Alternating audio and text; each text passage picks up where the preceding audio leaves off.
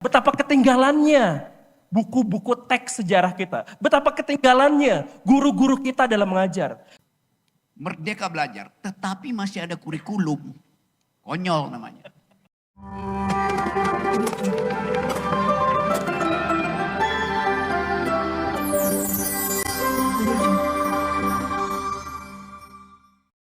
Oke, kita selain di sini juga ada di online, kemudian saya menerima ada beberapa pertanyaan secara online, saya coba bacakan dan beberapa pertanyaan saya pikir sudah terjawab seperti dari Muhammad Yakin, bagaimana cara mengaktualisasikan kritis ke dalam masyarakat, saya pikir sudah kita bahas. Ada lagi dari Sulis Kurniawan. Jadi politik itu jatuhnya seperti meta, most effective tactic available yang bisa berubah seiring waktu. Maka apa yang lebih esensial selain adab? Kemudian dari Hermawan Yudhistira, izin bertanya, apa pendapat Profesor Rocky dan Guru Gembul terhadap kurikulum Merdeka Belajar yang diterapkan saat ini? Ya. Oke, apa tidak? Yang lainnya Sulis, Muhammad Yakin, terima kasih atas pertanyaannya. Tapi beberapa pertanyaan saya lihat sudah terjawab dalam diskusi kita sekarang. Mungkin pertanyaan yang belum terjawab adalah Prof. Rocky dan Guru Gembul terhadap kurikulum Merdeka Belajar yang diterapkan saat ini. Bagaimana menurut Bapak, menurut pendapat Prof. Rocky dan Guru Gembul? Silakan. Siapa dulu? Pak Guru dulu lah.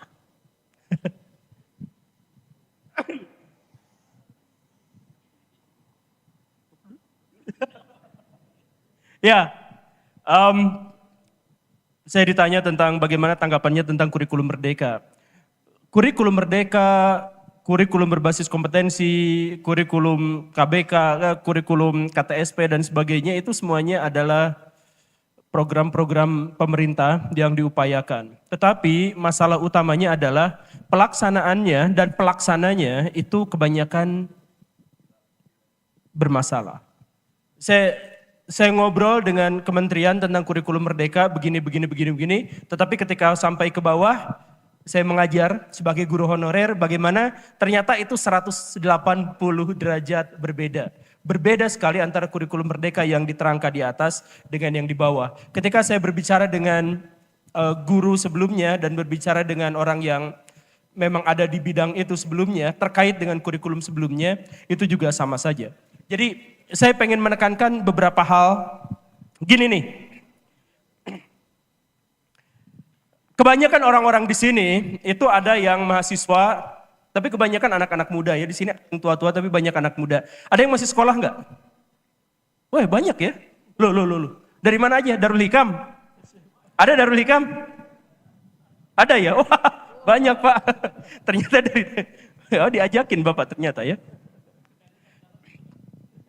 Gini nih, pendidikan itu adalah upaya mentransformasikan orang tidak bisa menjadi bisa, orang tidak mampu menjadi mampu, orang tidak ahli menjadi ahli. Itu esensi dari pendidikan itu seperti itu. Dan karena itu, maka fokusnya itu adalah bagaimana cara menciptakan generasi yang bisa melakukan seperti itu. Nah, pada faktanya adalah pendidikan di Indonesia itu tidak diorientasikan untuk masa depan, tapi diorientasikan pada masa lalu. Makanya cek buku-buku yang dipegang sama Bapak Ibu di sekolah. Cek, terbit tahun berapa. Dan isinya cek, kebanyakan adalah tentang masa lalu. Makanya saya misalkan pernah ngobrol tentang ini dengan kementerian, dengan kepala sekolah dan lain sebagainya. Betapa susahnya untuk mengajarkan peristiwa-peristiwa tentang masa depan atau sejarah masa depan. Karena apa? Karena gurunya mengulang materi. Tahun ini dia menceritakan begini dengan cara yang sama. Dengan administrasi yang sama, copas saja. Dengan materi yang sama, dengan pendekatan yang sama. Tahun berikutnya dia mengulang hal yang sama, tahun berikutnya dia mengulang yang sama, berikutnya dia mengulang yang sama. Ada guru yang sudah mengajar 30 tahun, ternyata dia mengajar dengan pola yang sama seperti ketika dia pertama kali mengajar. Dan itu adalah fakta.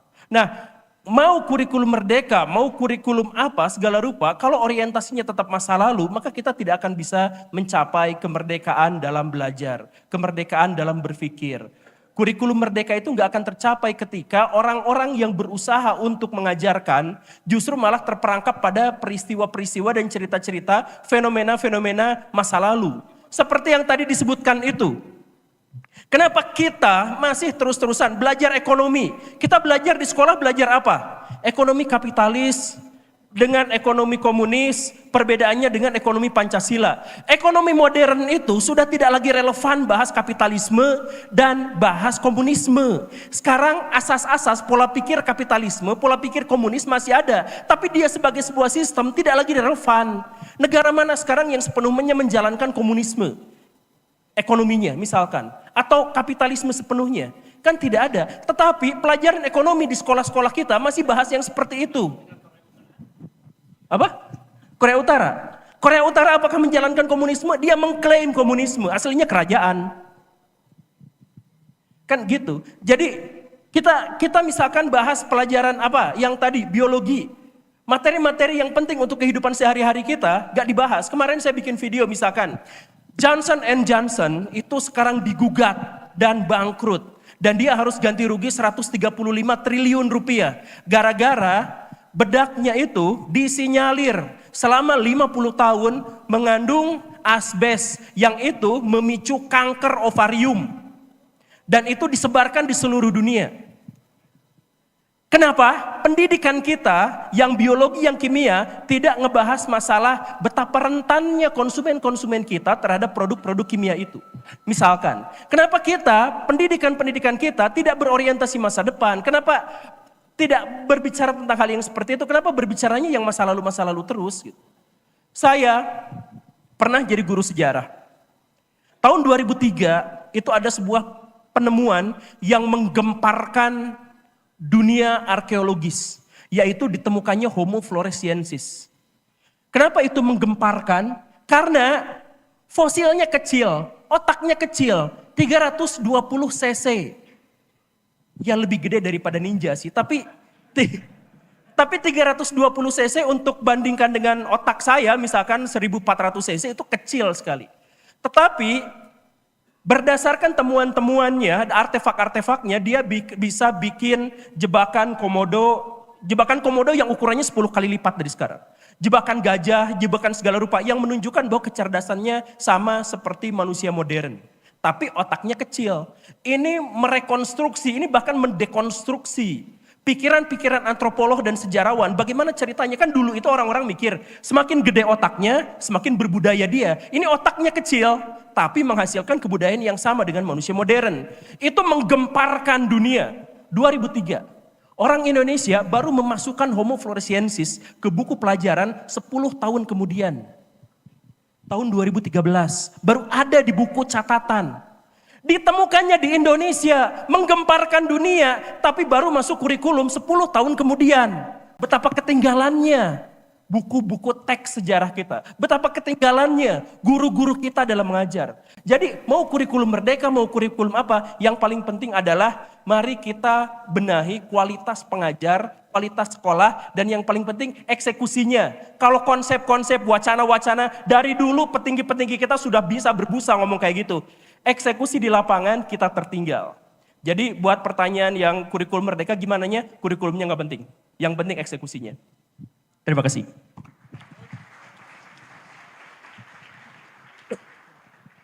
Prof. Rocky. Selalu saya berupaya menambahkan sesuatu yang sudah final dari Guru Gembul. Tapi kita mesti sering curiga. Namanya Guru Gembul. Gemar ngibul. Tapi dia ngibul secara intelektual, jadi sangat bermutu tuh. Soal Merdeka Belajar, kalau kita ambil risiko untuk menguji apakah dalil Merdeka Belajar itu betul-betul final atau sebetulnya sekedar narasi itu. Supaya terlihat bahwa Indonesia itu pro pada kebebasan berpikir. Merdeka Belajar, apa? Belajar merdeka, Merdeka Belajar.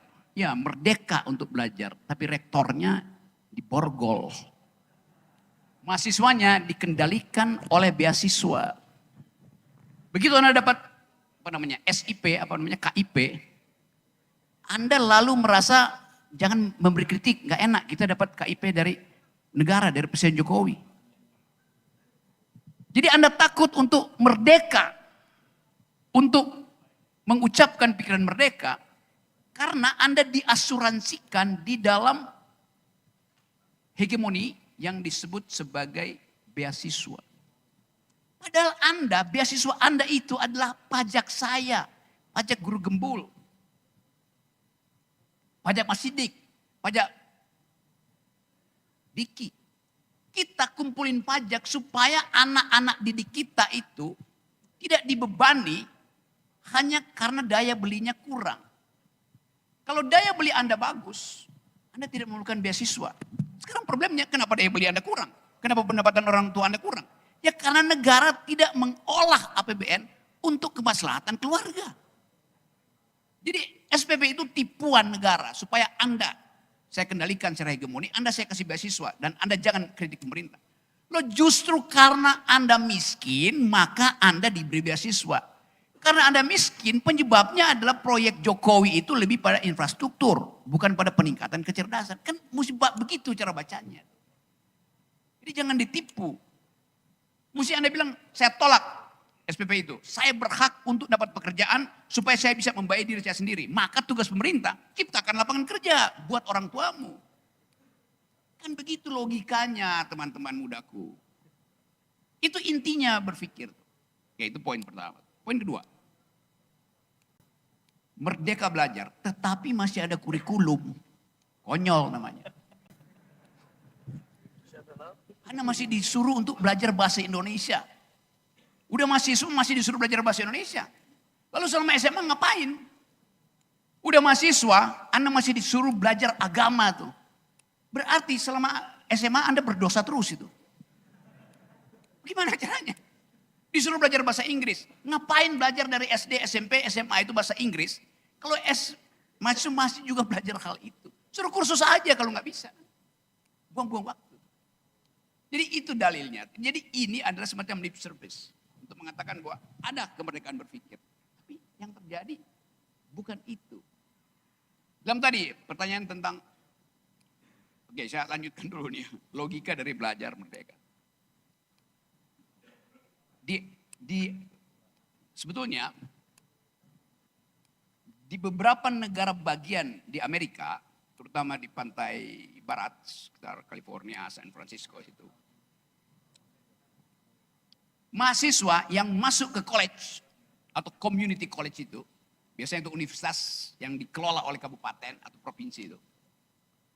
Kalau Anda datang ke kampus, rektornya akan bilang begini, itu kamar Anda di atas, dorm Anda di atas, asrama Anda di atas, kos-kosan Anda di atas. Besok pagi turun ke kantor saya ya anak, Kang, Mas. Dan bawa kurikulum yang hendak kau pelajari. Seradikal itu yang namanya merdeka belajar. Anda disuruh tulis sendiri kurikulummu. Akan di-provide oleh mentor. Itu yang dipersoalkan tadi oleh teman. Kenapa gak anak kedokteran gak ngerti politik? Kenapa anak politik gak ngerti hukum? Kenapa anak hukum gak mau belajar filosofi? Karena konsepnya ditentukan oleh pembatasan-pembatasan ilmu. Sekarang itu diubah di beberapa negara bagian Amerika. Anda datang tulis sendiri kurikulummu. Saya dari Bandung, saya hanya mau belajar 4 mata kuliah. 1 environmental ethics, 2 soal sejarah ilmu fisika, yang ketiga soal anatomi manusia, yang keempat soal startup. Selesai. Yang lain saya mau pelajari. Kenapa? Anda bisa belajar sendiri di semua fasilitas terbuka. Kuliah gratis di internet banyak betul. Anda hanya ingin mendalami 4 itu. Nanti kalau Indonesia bagaimana kalau cuma belajar 4 itu? Gak dapat ijazah Anda. Bilang, enggak, saya gak perlu ijazah. Karena banyak orang yang mengaku punya ijazah tapi palsu. Ngapain coba?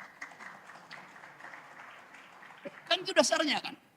Anda lulus, Anda mendaftar di perusahaan, korporasi Amerika itu, Eropa terutama sekarang, dia nggak lihat ijazahmu, dia Google, Anda udah bikin apa? Anda udah berpikir apa? Jadi track record Anda dibaca setiap saat karena Anda mengekspos diri Anda melalui sosial media. Dengan mudah algoritma baca tuh.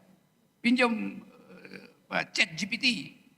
Buat tahu apakah Anda paham hubungan antara satu partikel yang sedang diuji di laboratorium Harvard University dengan problem kemaksiatan lingkungan di Indonesia. Apa namanya itu? Butterfly effect. Kerusakan, gugurnya satu pohon yang ditebang di Kalimantan bisa menimbulkan badai di California. Karena kondisi homeostatisnya berubah. Kan itu logik di situ kan. Kenapa hutan Amazon tetap subur dan kenapa gurun Sahara gundul? Fungsi gurun Sahara itu adalah membawa fosfor dari bumi Afrika supaya tiba di hutan Amazon. Karena kedudukan gunung Sahara dan hutan Amazon itu paralel. Putaran bumi akan membuat pasir berfosfor di gunung Sahara dalam 40 jam nyampe di hutan Amazon. Jadi ada gunanya, berguna gunung Sahara untuk mensuplai fosfor pupuk buat hutan Amazon. Berabad-abad itu berlangsung. Ada orang nggak mau pelajari itu? Banyak orang pelajari. Tapi kita bahkan memberitahu bahwa Presiden Jokowi, kalau Anda mau tebang Kalimantan itu untuk jadi food estate, untuk jadi ibu kota apalagi, lakukan dulu AMDAL. Setelah itu baru Anda putuskan. Ini Jokowi bilang, kita bangun IKN, maka seluruh kampus tolong buat AMDALnya. Lu udah diputuskan ngapain bikin AMDAL, tolol.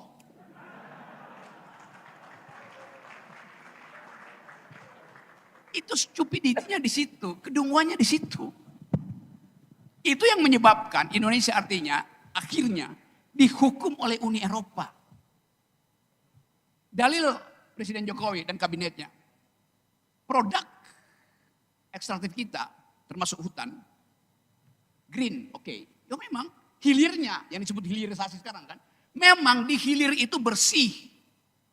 Tapi kenapa Amerika nolak? Kenapa Eropa nolak? Karena milenial Eropa, anak-anak muda Eropa periksa jalan pikiran dari hilirisasi. Ternyata penguasaan ekstraktif industri, tambang, kayu, segala macam. Di hulu hanya dikuasai oleh 4 perusahaan besar. Jadi itu monopolistis. Dia tidak peroleh itu melalui kompetisi bisnis yang fair. Maka kesimpulannya di hilir dia bersih, di hulu dia kotor. Karena manipulasi politik. Akibatnya turun regulasi Eropa tuh. Indonesia dan Malaysia di-ban. Marah-marah Presiden Jokowi. Kan hilirisasi, bukan di hili masalah hilir. Hulu masalahnya. Hulu itu artinya otak Presiden.